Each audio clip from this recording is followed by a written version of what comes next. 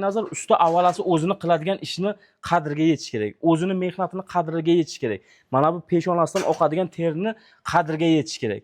Mana bu g'ishni ham 10 so'mga, bu g'ishni ham 10 so'mga teraman deb ayrim chala ustalarga o'xshab oqma yag'ir bo'lguncha narxni 5 ni qo'yish kerak, ishga javob berish kerak.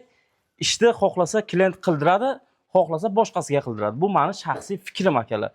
Mana Primo devorlarda ish oson, tez bo'ladi, narxi esa arzon bo'ladi.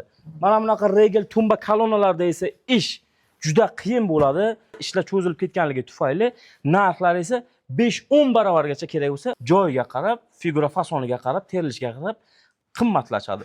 Bu gapim bilan nima demoqchiman? Qanaqa sohada bo'lishlaringizdan qat'iy nazar, usta akalar qiladigan ishlaringizni, topadigan pullaringizni, o'tgan kunlaringizni qadriga yetinglar akalar.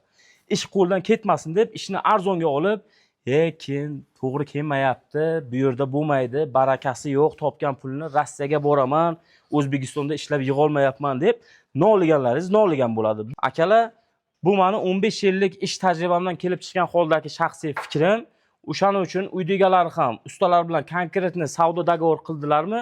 Undan keyin boshqa ustalarni chaqirtirib, narxlarni solishtirib, fikrlarni o'zgartirmaslik kerak.